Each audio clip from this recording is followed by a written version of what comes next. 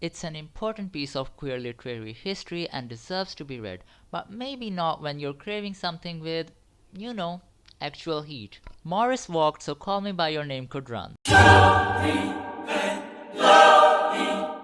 Hello, welcome to my channel. If you're new here, I'm Zulqaif and you're watching Zulqaif Plus, your friendly neighborhood corner on the internet where we read, rant, and spiral with a literary touch, sometimes all three at once. Today we're talking about the best and the worst book that I've read in 2025 so far. I've read a grand total of 14 books out of my 100 book Goodreads goal. 1, 2, 3, 4, 5, 6, 8. So yes, I'm just 86 books behind, but that's just between me and my currently reading shelf that I gaslight. This wouldn't be a full wrap up. I will be picking one book from each star rating, from 1 all the way to 5, and sharing my thoughts on what worked, what didn't work, and what made me question my life choices. That's 5 books in total, with the bonus mentions of few others that landed the same rating but did not inspire the same emotion to deserve screen time. If they didn't leave a dent in my brain, negative or positive, they'll just get a name drop and a polite nod.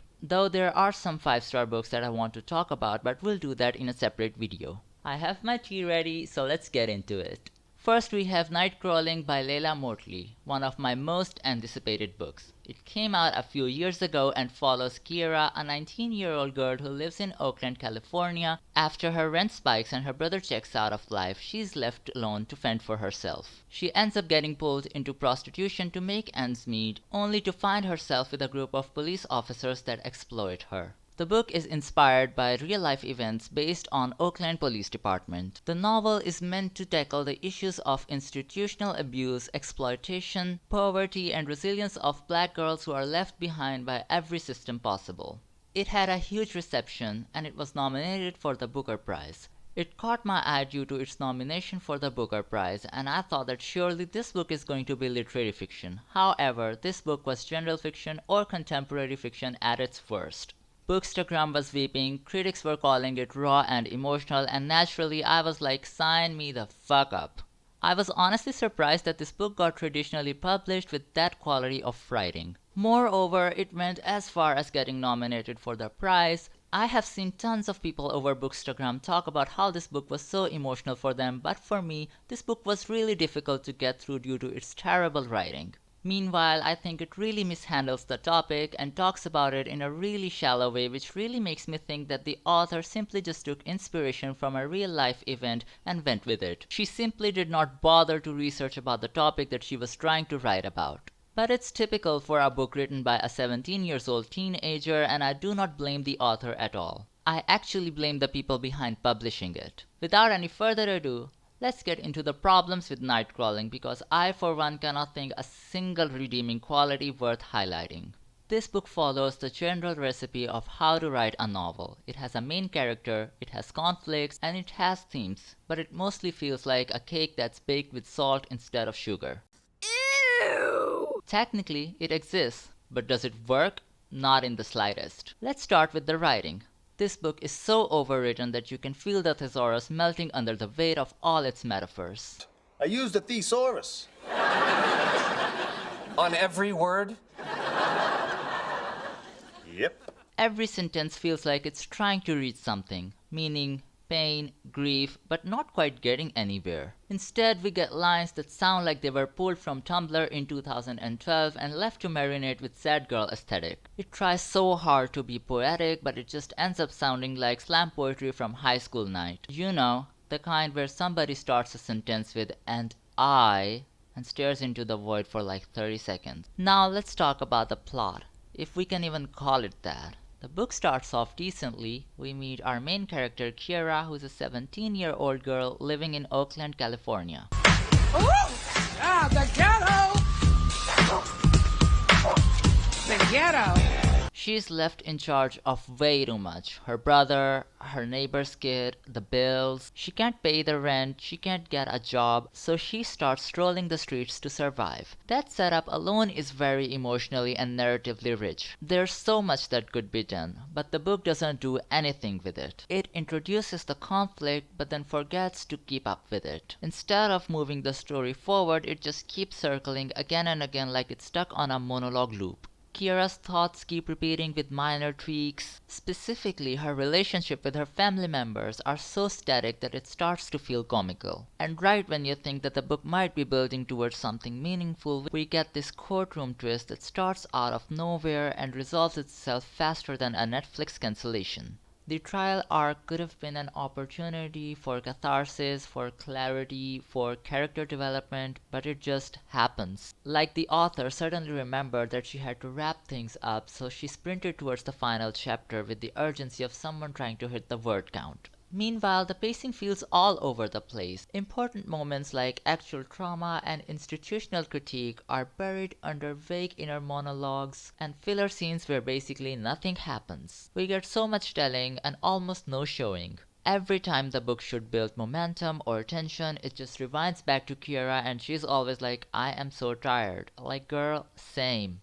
The author spent a long time developing Kiara. You can tell that when you read the novel, and other than her, every character is very one-dimensional and there's always just one motive moving them forward. The side characters have all just one characteristic and there is no development around it whatsoever. It feels like the entire story exists within a vacuum, and overall I had a very disappointing experience. In 2025, I have only rated one other book 1 star, and that was Before Your Memory Fades. This is the third book in Before the Coffee Gets Cold series, and I talk about it in a previous video that I will link in this video. Up next in my 2025 reads is the 2-star section. Now, I had 3 books to pick from, so I decided to pick the most popular book, the one that got the most hype. The one that made me feel like I was being gaslit by the literary community. We have The Year of Magical Thinking by John Didion. Yes, the same John Didion. The icon, the myth, the woman who could stare at a cigarette like it personally offended her. This is a memoir that she wrote after her husband passed away, the man that she'd been married to for 40 years. It was a very sudden death and it happens at the beginning of the memoir. Other than that, her daughter is sick and in an induced coma after suffering a septic shock. So I went in expecting heartbreak. I went in expecting a spiral. I went in expecting, well, magical thinking. Instead, I got a loop of denial with a side of cool customer served gold. Now, if you've ever typed sad books in the search bar of Bookstagram, chances are that this book showed up right next to A Little Life. Yes. Hey. And I get it, the vibes are there, but on God, Bookstagram lied. And listen, I have lied too. We've all taken pictures of books that we absolutely didn't like. Everyone's done that. But this one, this memoir, I don't think it was meant for public eye. And I don't mean that in how dare she kind of way. I mean, it genuinely feels like Joan just sat down, grief still raw, and just typed. No editing, no fleshing out things, just vibes and trauma.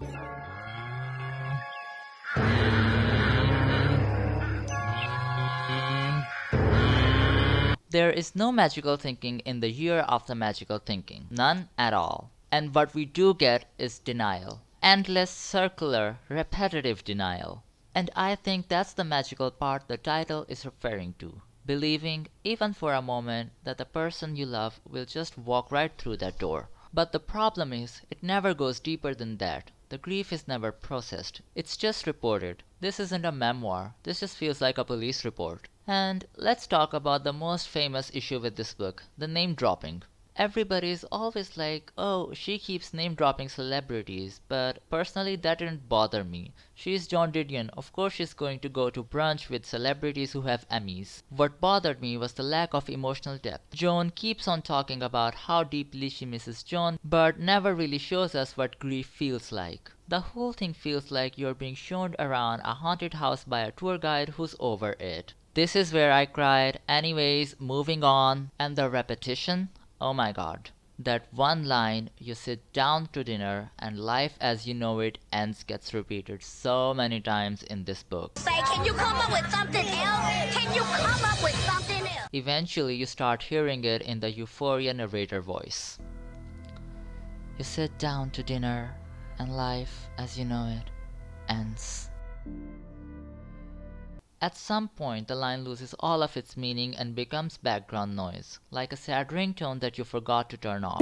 Now, don't get me wrong, this book does have some emotional scenes, especially towards the end, but those little gut punches don't really hold up the rest of the book. I know it's her story and she gets to tell it however she wants, but for a book to feel like a book, you have to meet your reader somewhere halfway through. You can't just be like you had to be there for 200 pages. So yeah, the year of magical thinking, more like the year of denial where my brain was stuck.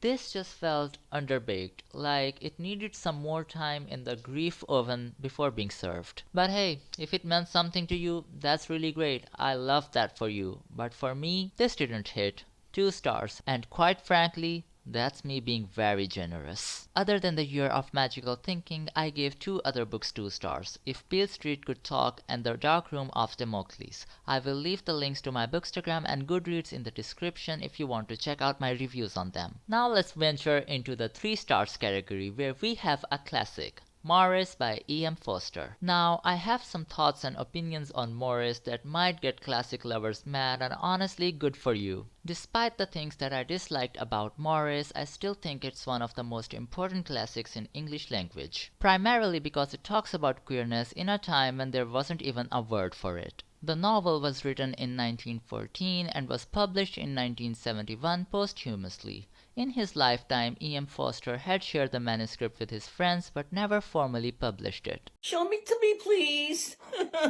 Send it to me, Rachel. Without revealing too much about the novel, Maurice follows the life of Maurice Hall, a young upper-class Englishman who's trying to navigate his life and sexuality in a society that doesn't let him freely express it. The story begins with his schoolboy days, where he has a fleeting romantic connection with one of his classmates, Clive Durham. As you would expect it, the romance starts to get a bit difficult to keep up amidst all the societal expectations, and complications begin to come up. So, what exactly is my problem with this book, you might ask? First off, it's a very, and I mean it, very boring novel. I couldn't care about the life of Maurice or his relationships or pretty much anything that happened to him. His personality is utterly bland and he's basically a superior snob to anyone below his social class. An absolute bitch towards his mother and sister. It could be that Forster wanted to show that class doesn't affect sexuality, but I reckon it was even hinted at. In his terminal note, Forster wrote that this is exactly the kind of character that he wanted to write about.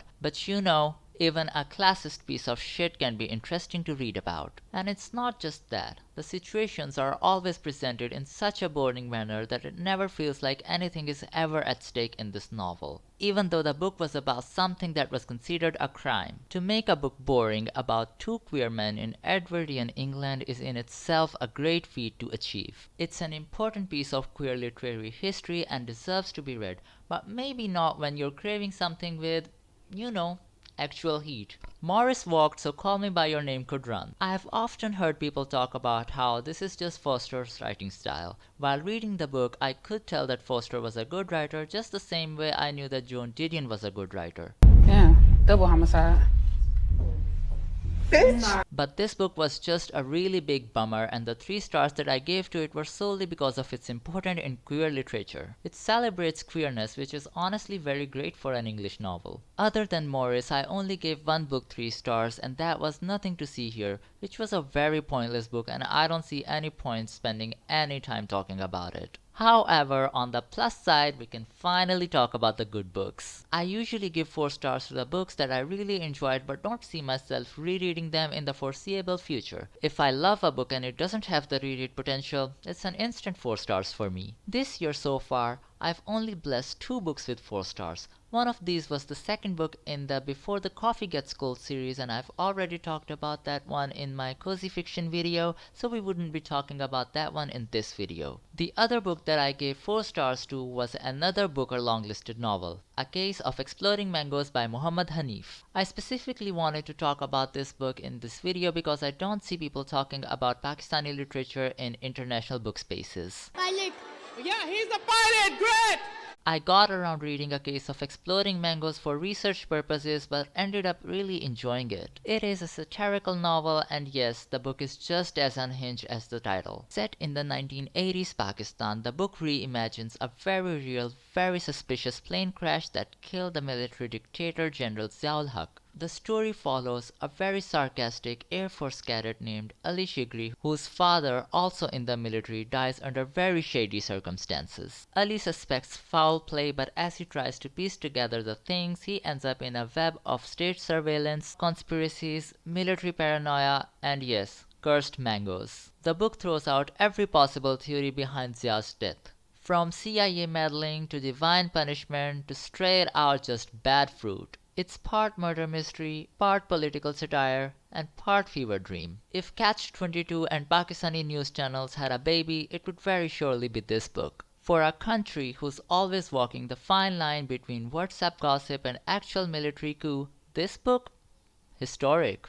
Considering the state of censorship in Pakistan, where you cannot read anything about the military without accidentally being added to the watch list, this book is pretty much doing the most. And the wild part, the author of the book is a former militant. Like, sir, are you okay? Blink twice if ISI is monitoring your Google Docs. The writing is sharp, hilarious, and has the perfect mix of I'm laughing and I'm scared.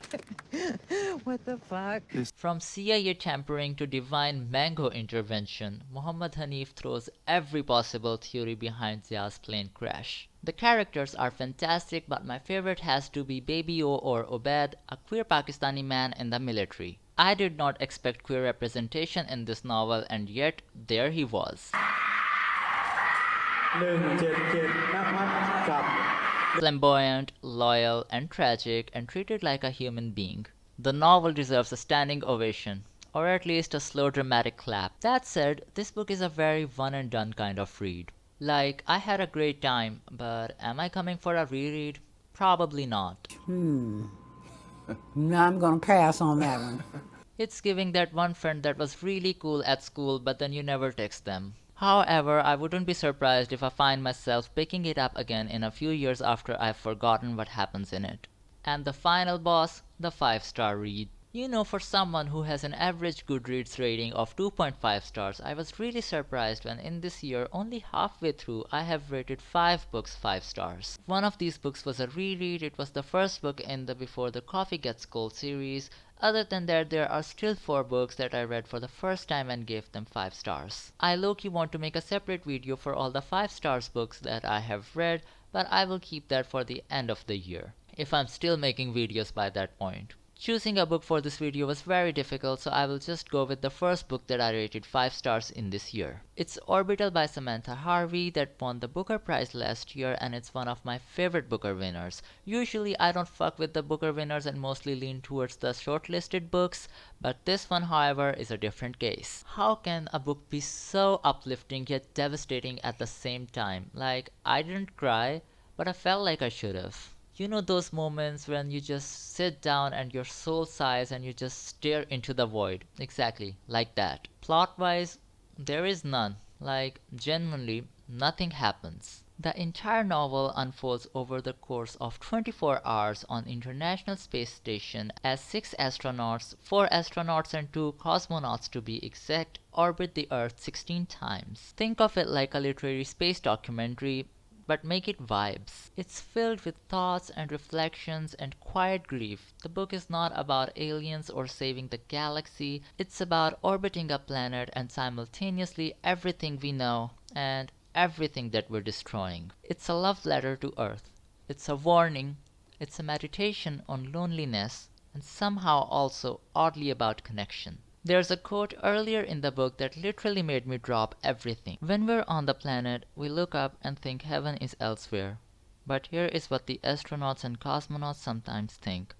Maybe all of us born to it have already died and are in an afterlife. Excuse me while I go contemplate in silence for the next 3 to 5 business days. At its surface, Orbital is just a book about 6 astronauts orbiting the Earth and sending reports back to the mission control. But between those calm technical exchanges, the book digs deep into politics, memory, grief, the terrifying fragility of our planet, and what it even means to be a human when you're floating in the void. One of the astronauts finds out that her mother has died. There is no sobbing, there's no catharsis, just orbiting, working, thinking. There's this one passage in the book that really puts the death in a very beautiful and devastating way. If she could stay in orbit for the rest of her life, all would be well. It's only when she goes back that her mother is dead. As in musical chairs, when there's one fewer seat, then there are humans who need it. But so long as the music plays, the number of seats is immaterial and everyone is still in the game. And that's the thing, the book is very anti-drama. There are no big shouty moments, but the quiet ache is constant. I normally hate space books. You can catch me watching Star Wars all day, but you will never see me reading a sci-fi novel voluntarily. But Orbital didn't feel like a space novel. It's a novel about Earth, just told from far off distance from where you can see it. Harvey writes, we make wishful and fearful projections through books, films, and the like about how it might look, this alien life, when it finally makes contact. But it doesn't make contact, and we suspect in truth that it never will. It's not even out there, we think. Why bother waiting when there's nothing there? And now maybe humankind is in the late smash it all up teenage stage of self-harm and nihilism, because we didn't ask to be alive, we didn't ask to inherit an earth to look after, and we didn't ask to be so completely unjustly darkly alone. Like, okay Samantha, go off with the existential dread. Good job, Kylie. You're doing amazing, sweetie. One of the most striking parts of the novel is when the typhoon hits Philippines. The astronauts observe it from space, detached but deeply aware, and it's haunting. The novel talks about how it's always the poor who suffer the most. Sharp, timeless, and accurate. Shout out to Orbit 13 and Orbit 9. And shout out to Donatella Versace. It's the heart of the book and everything builds towards it, and after it, everything just feels like an aftermath. And the ending, don't even get me started. I'm just going to read it out loud. Maybe we're the new dinosaurs and need to watch out. But then maybe, against all the odds, we'll migrate to Mars where we'll start a colony of gentle preservers. People who'll want to keep the red planet red. We'll devise a planetary flag because that's a thing we lacked on Earth, and we've come to wonder if that's why it all fell apart. And we'll look back at the faint dot of blue that is our old convalescing Earth and we'll say, do you remember? Have you heard the tales? Maybe there's another parent planet. Earth was our mother, and Mars, or somewhere, will be our father. We are not such orphans in waiting after all. Phew. It's giving We're the Virus, but in a very poetic and earned way. This isn't a book that I recommend to everyone. It's slow, introspective, and doesn't really care about structure. But to me, this was one of the most powerful books that I have ever read. A space book for Earth people. A quiet protest in 200 pages. 5 stars, 16 orbits. Other than Orbital, I gave 5 stars to My Year of Rest and Relaxation, Crying in H Mart, and Girl Woman Other. But that's for another day on another video. That's all for today's video. If you liked it, give it a thumbs up. Let me know in the comments if there's any book that you like or specifically dislike. I would love to hear your thoughts on it. Until then, goodbye.